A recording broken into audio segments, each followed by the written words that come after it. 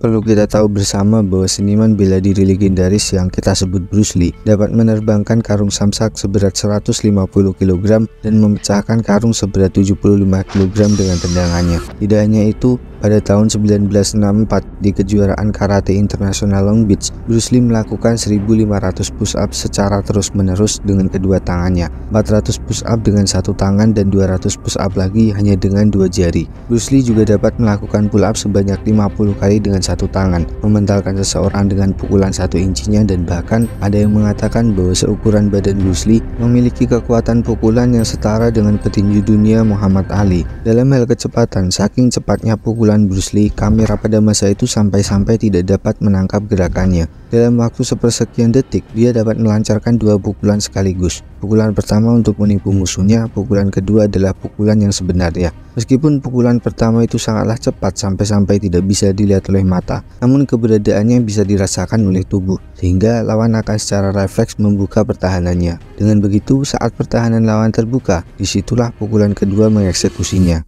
Secara teknik, Bruce Lee tidak diragukan lagi karena dia adalah salah satu murid terbaik dari Ip Man, guru besar dari bela diri Wing Chun. Dan tidak hanya Wing Chun, Bruce Lee juga menguasai beberapa seni bela diri yang lainnya seperti Tai Chi, tinju barat, ataupun perkelahian jalanan. Sehingga dari situlah dia akhirnya bisa menemukan gaya bela dirinya dan memadukannya menjadi seni bela diri yang baru yang ia beri nama Jeet Kune Do, yang artinya kurang lebih cara menangkis serangan. Dan dari sumber yang dipercaya dikatakan bahwa gaya bela diri Bruce Lee itulah yang melopori terciptanya MMA. Tidak hanya itu, melalui film-filmnya, Bruce Lee juga memperkenalkan kungfu kepada seluruh dunia.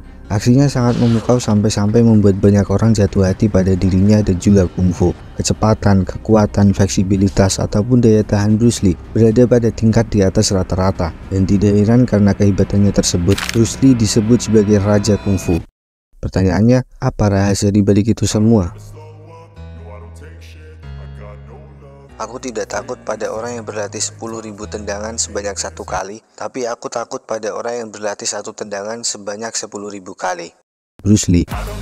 Menurut pengakuan dari istri Bruce Lee yang bernama Linda Lee, dia mengatakan bahwa tidak ada manusia lain yang berlatih secara fanatik selain Bruce Lee. Bruce Lee berlatih mulai dari bangun jam 6 pagi sampai pergi tidur di malam hari. Dalam salah satu catatan Bruce Lee yang masih disimpan oleh istrinya, pada hari Senin di bulan Januari, tepatnya tanggal 1/1968, pada pukul 9.20 sampai 9.49, Bruce Lee melakukan pemanasan kaki dan perutnya, kemudian dilanjutkan dengan lari. Pukul 12 sampai 12.45 dia berlatih 500 pukulan dan 300 jab jari. Pada pukul 15 sampai 15.55, Bruce Lee melakukan leg squat, leg stretching, dan hook kick. Kemudian pukul 19.30 sampai 19.50 dia melatih 100 tusukan jari dan 200 pukulan. Dan sebelum pukul setengah 10 malam, dia melakukan sit up 4 set, tekuk ke samping kanan kiri 4 set, dan angkat kaki 4 set. Bruce Lee berlatih setiap hari tanpa berhenti selama bertahun-tahun lamanya. Bahkan saat masih belajar Wing Chun pada tahun 1963, Bruce Lee bisa menghabiskan 3 jam lebih untuk berlatih di boneka kayunya. Makanya tidak heran jika dengan latihan yang seperti itu menjadikannya sebagai master dari bela diri kungfu. 10.000 jam mungkin sudah dilalui oleh Bruce Lee. Konsistensi dan kerja kerasnya dalam berlatih berhari-hari, berbulan-bulan, dan bertahun-tahun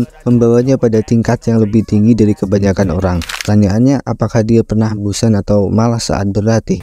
Bagi manusia yang normal mungkin dia pernah mengalaminya, karena dapat dipastikan bahwa semua orang tentunya pernah malas, pernah bosan, lelah, ataupun capek. Bahkan walaupun latihan Bruce Lee itu sesuatu yang benar-benar dia sukai, dia suka berlatih ilmu bela diri, tetap saja pasti ada momen 1 atau 2 hari yang membuatnya bosan atau malas. Tapi meskipun demikian, Bruce Lee tahu betul bahwa untuk bisa mengalahkan lawannya, untuk bisa berada di posisi puncak, dia harus bisa mengalahkan dirinya sendiri. Artinya terkadang musuh yang kuat bukan berada di luar diri kita, melainkan di dalam diri kita. Kemalasan, ego, amarah, nafsu, dan sebagainya haruslah bisa disingkirkan. Latihan Bruce Lee baru selesai ketika dia sudah mencapai batas maksimalnya. Tapi ketika batas itu masih ada, dia akan selalu berusaha melampauinya. Dan karena konsistensinya dalam berlatih, hal itu menciptakan sebuah kebiasaan yang apabila dia tidak melakukannya, Bruce Lee akan merasakan adanya sesuatu yang kurang. Baginya, latihan sudah menjadi bagian dari hidupnya. What is the highest technique you hope to achieve? To have no technique. Very good. Dalam salah satu filmnya, ketika dia ditanya oleh gurunya tentang teknik tertinggi apa yang ingin Bruce Lee kuasai, Bruce Lee pun menjawab to have no technique, yang artinya kurang lebih untuk tidak memiliki teknik. Apa artinya? Jadi saat seseorang sudah benar-benar menguasai suatu bidang, suatu teknik, dia tidak perlu lagi teknik-teknik atau bagaimana cara melakukannya. Dia tidak kebingungan dengan apa yang harus dia lakukan. Apa yang dilakukan mereka tiba-tiba keluar begitu saja secara natural. Dan hal itu dapat dihasilkan dengan latihan keras, di mana saat kita berlatih, tubuh dan pikiran kita akan mengingat apa yang sudah kita lakukan setiap hari. Sehingga di momen-momen tertentu, hal tersebut muncul begitu saja tanpa kita pikirkan terlebih dahulu. Dan itulah teknik tertinggi yang diajarkan oleh Bruce Lee. Kita belajar suatu teknik untuk tidak menggunakan teknik. Jika ini dihubungkan dengan masalah otak, manusia memiliki memori jangka panjang. Bagian otak yang disebut sebagai hippocampus merupakan tempat di mana otak kita mengubah ingatan jangka pendek menjadi ingatan jangka panjang. Dan salah satu jenis memori jangka panjang ini, salah satunya adalah memori prosedural, yaitu ingatan yang menyimpan tentang bagaimana cara kita melakukan sesuatu, termasuk langkah-langkah spesifik yang diperlukan untuk menyelesaikan suatu tugas. Contoh misal menyetir mobil.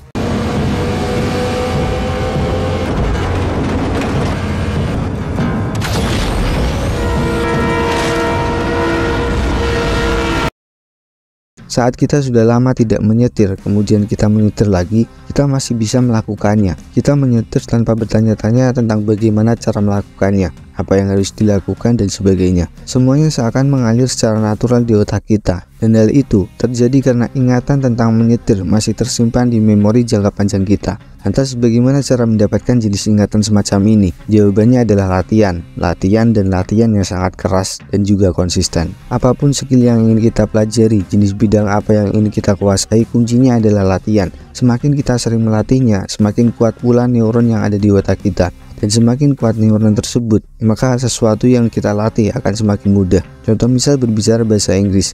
Can you speak English, brother? Semakin kita sering melatihnya, maka semakin cepat pula tubuh kita terbiasa olehnya. Pikiran, mulut, gestur tubuh, ataupun intonasi suara, semuanya akan terbiasa jika kita sering melatihnya. Maka dari itu, untuk bisa memiliki skill yang berada di atas rata-rata dari kebanyakan orang, kita harus berlatih lebih keras dari mereka. Namun apakah itu cukup? Tentu saja tidak. Tentu ada faktor lain yang membuat seseorang itu menjadi hebat, seperti bakat, privilege, genetik, mentor atau guru yang tepat, dan sebagainya. Dan itulah kenyataannya. Gai Sensei pernah berkata, yang kurang lebih mungkin bisa mengalahkan orang yang berbakat dengan kerja keras, tapi bagaimana cara mengalahkan orang berbakat yang bekerja keras? Ini penting untuk saya sampaikan karena meskipun ini sedikit pahit, tapi memang begitulah kenyataannya. Kenyataan bahwa sehebat apapun diri kita, sekeras apapun kita berlatih ataupun berjuang, akan selalu ada seseorang yang lebih hebat dari kita. Kita memang bisa menciptakan sebuah kesempatan, namun sayangnya belum tentu kita bisa menciptakan sebuah keberuntungan. Sebenarnya masih mungkin orang yang bekerja keras dapat mengungguli seseorang yang punya privilege, mengungguli orang yang berbakat atau orang yang beruntung. Tapi meskipun itu masih mungkin, sangat lebih mungkin lagi jika pekerja keras mengalami kekalahan. Artinya persentase kemenangan bagi pekerja keras lebih kecil dibandingkan dengan orang yang punya privilege. Lantas bagaimana solusinya? Opsi pertama, jika belum mampu bersaing dengan orang-orang di luar sana, maka jangan bersaing dengan mereka. Bersainglah dengan diri sendiri. Terkadang lawan terkuat yang harus kita hadapi bukanlah orang lain, melainkan diri kita sendiri. Jadilah lebih baik dari hari kemarin, dan jika progres harian terlalu sulit, kita bisa melihat progres mingguan, bulanan, atau tahunan. Artinya, daripada melihat perkembangan dari hari ke hari, kita bisa membandingkan diri kita yang sekarang dengan diri kita di minggu lalu, di bulan lalu, atau di tahun lalu. Sudahkah diri kita lebih baik dari tahun kemarin, bulan kemarin, atau minggu kemarin? Hal ini kita lakukan dengan alasan bahwa progres berskala panjang lebih mudah untuk dilihat daripada progres harian yang cenderung perkembangannya terlalu kecil. Kemudian jika opsi pertama masih kurang, maka ada opsi yang kedua, yaitu menerimanya. Katakan kita mewakili negara kita untuk mengikuti suatu kejuaraan lomba. Tentu dalam perlombaan itu kita harus menjadi nomor 1.